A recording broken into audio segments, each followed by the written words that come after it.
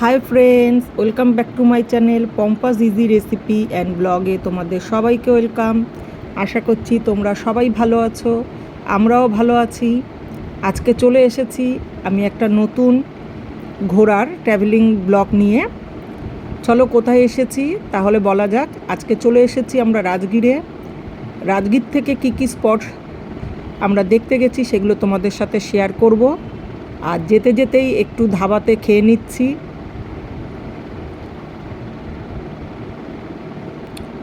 রুটি, চিকেন,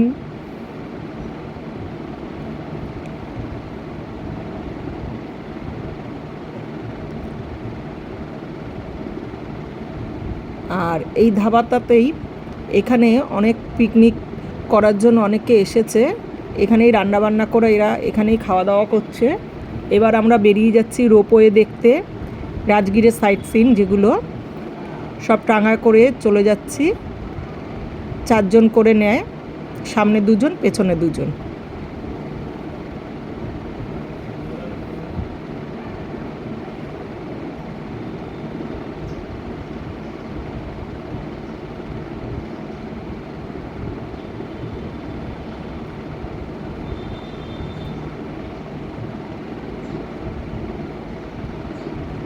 ব্লগটা পুরোটা দেখে তোমরা কমেন্ট করো তোমাদের কীরকম লাগলো রাজগীর ট্যুরটা। রওনা দিয়েছি সাইট সিন দেখার জন্য। সায়ন ভীষণ খুশি, সাথে বান্টিও।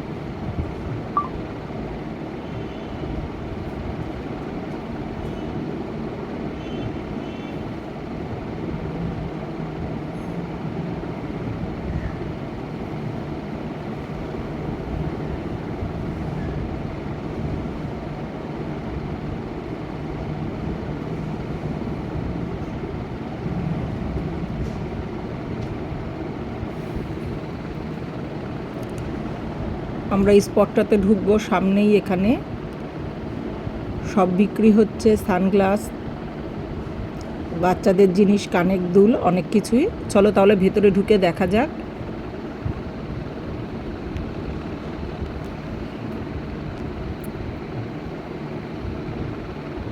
দুদিকে খুব সুন্দর বাগান করা আছে, আর মাঝখান থেকে যেতে হবে। এটা একটা মন্দির।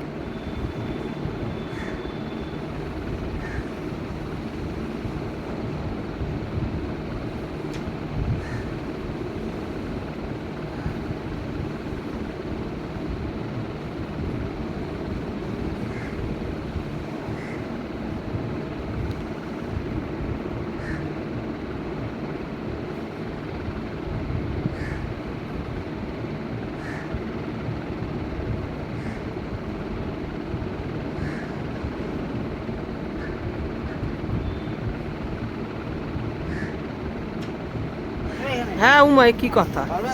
কেন পারবো না? কেন? এটার ওপরে কিন্তু ওঠা বারণ আছে, তাও আমরা উঠছি। কেননা নিচে হচ্ছে ঠাকুরের ওদের মন্দির, সেই কারণেই মাথার ওপরে উঠতে না করে। কিন্তু আমরা উঠছি। ঠিক না ওঠাটা, ওই একটু দেখার জন্য যা হয়। এবার এই ভেতরের দিকে ঢুকবো। ভেতরে কিন্তু এই পাঁচিলের মধ্যে ছোট ছোট অক্ষরে লেখা আছে, কিন্তু এই লেখার ভাষা কিন্তু আমরা বুঝতে পারবো না। এই যে সবাই এটা পড়ছে, এটা হচ্ছে ওদের ঠাকুরের বাণী লেখা আছে এখানে। এই যে ঠাকুরের প্রদীপ ধরাচ্ছে।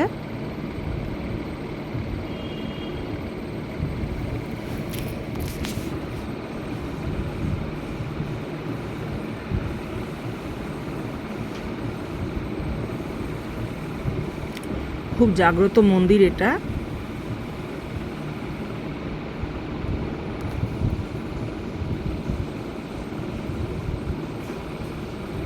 আর এই লেখাগুলো সত্যি বুঝতে পারছি না, তাও তুলেছি।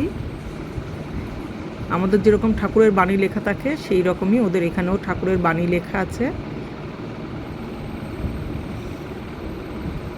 এটা ওরাই বুঝতে পারবে, আমরা সেইভাবে বুঝতে পারছি না।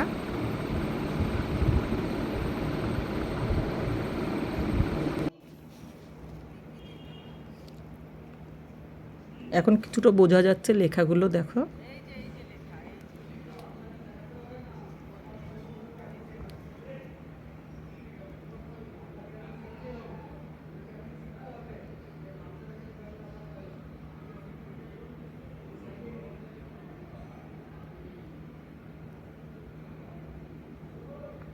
বাইরে বেরিয়ে এসেছি, এখন বেরোনোর সময়।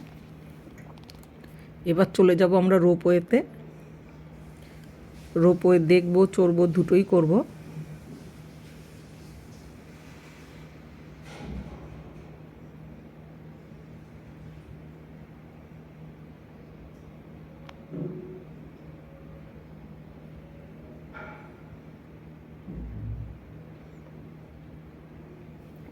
এটা রোপওয়ে যাওয়ার মেন গেট, ঢুকে গেছি গেটের ভেতরে।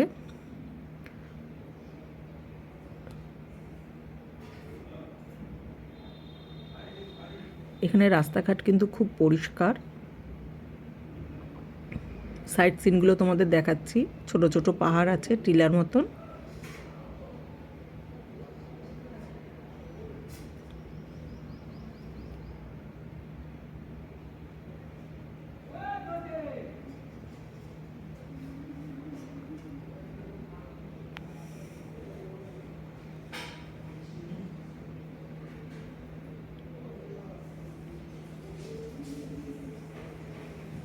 চলে এসেছি, এখন ভেতরের দিকে আমরা যাচ্ছি। ভেতরটা তোমাদের পুরোটাই দেখাচ্ছি। অনেক দোকান আছে।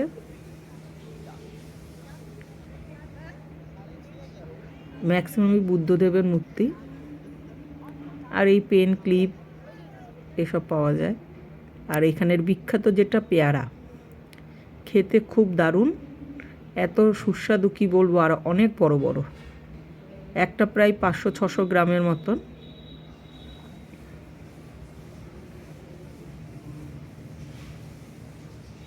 আমরা এখান থেকে একটু পেয়ারা কিনে নিয়েছি, যেতে যেতে একটু খেয়ে নেব।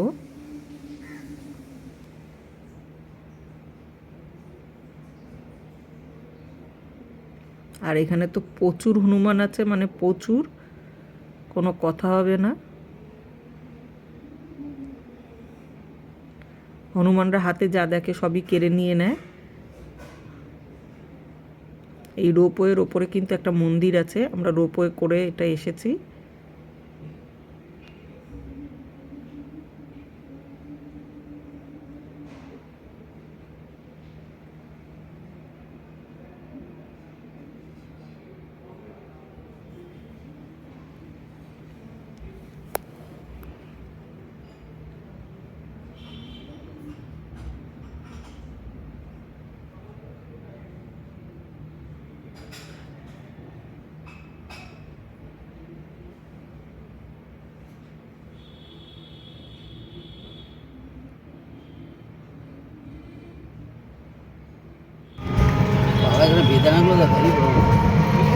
এই একটা বুদ্ধ মূর্তি কিনাই দিও গো, এখানে বুদ্ধ মূর্তিটা ভালো।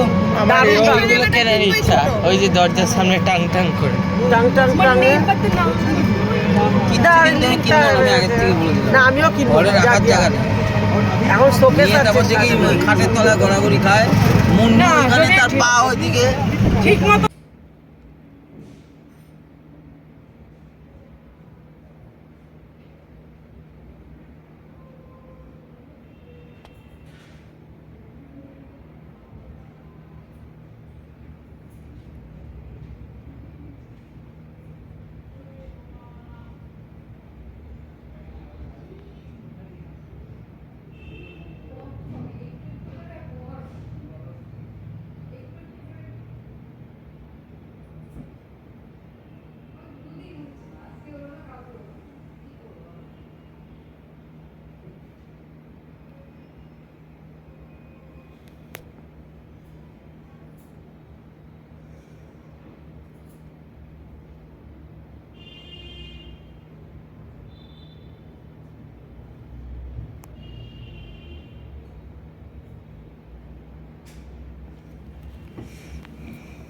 এখানে সব হাতের জিনিস তৈরি করা হয়, সেখানে চলে এসেছি।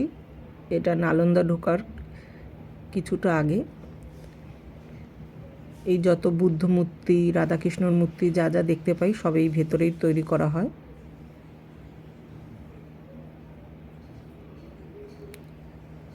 আর দামও খুব কম বাইরের থেকে।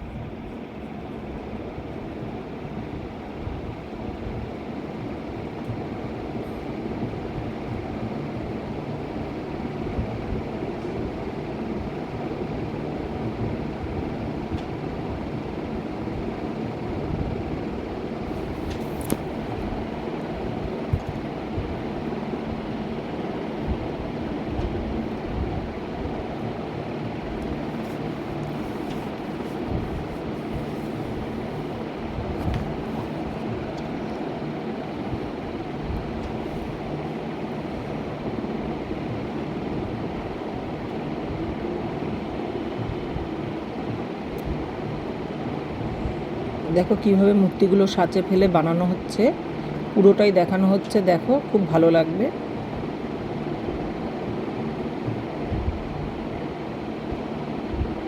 আমার তো বেশ ভালোই লাগলো বানানোগুলো দেখতে।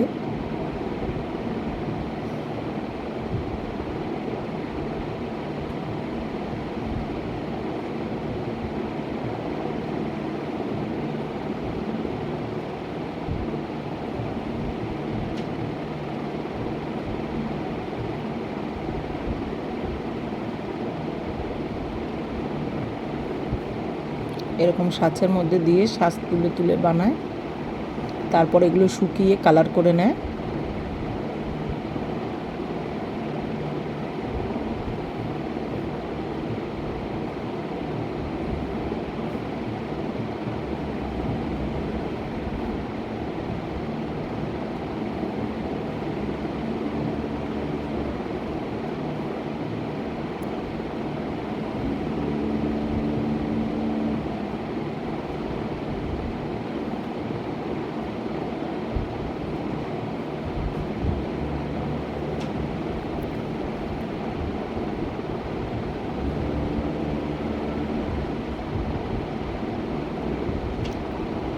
কিছু লোক বাইরে বেরিয়ে গেছে, আর কিছু লোক ভেতরে ওই বানানো দেখছে। কেউ কেউ আবার কিছু জিনিসও কিনছে। এটা হচ্ছে এখানকার রাজবাড়ি।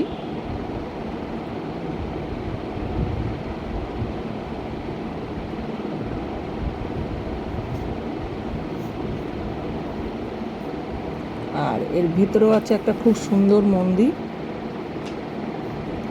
চলো মন্দিরটা তোমাদের দেখাচ্ছি।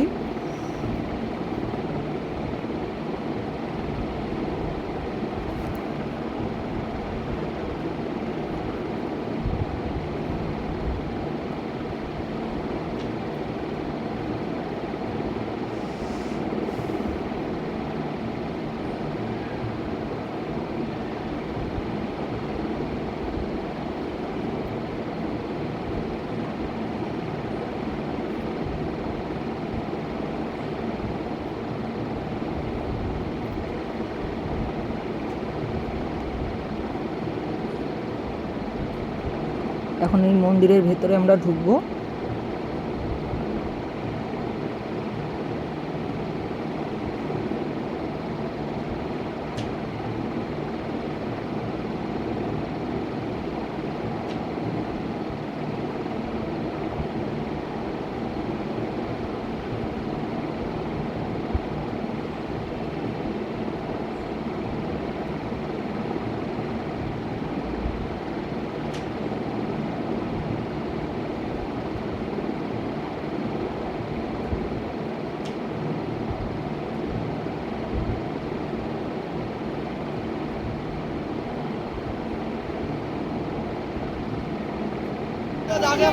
এই না আমি যাবো তো বাবা।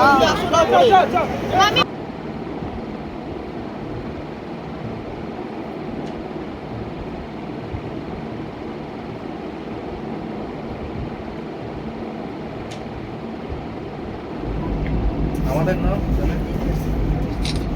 আমাদের না নিচ্ছি।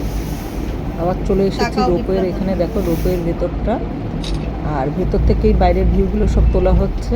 এখানটা একটা না ওইখানটা একটা না।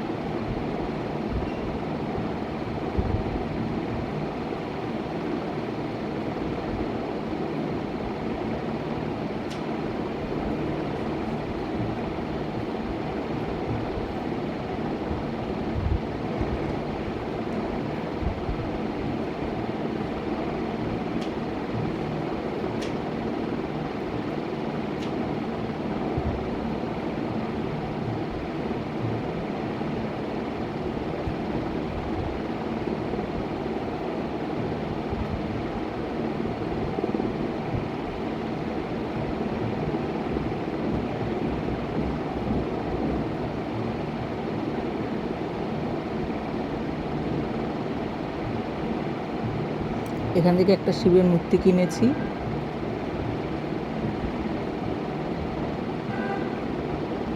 কেনার মধ্যে ওই একটাই শিবের মূর্তি কেনা হয়েছে।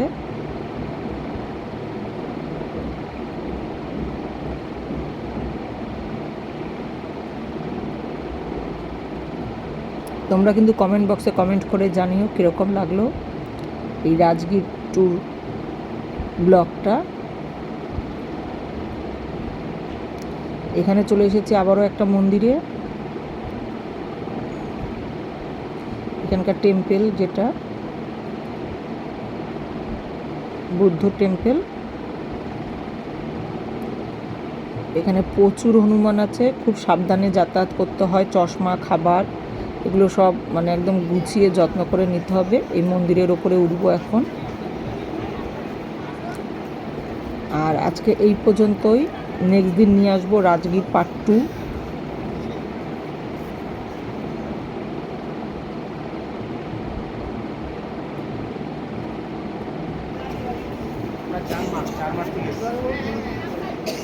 আমরা চামড়ার দিকে এসেছি। হ্যাঁ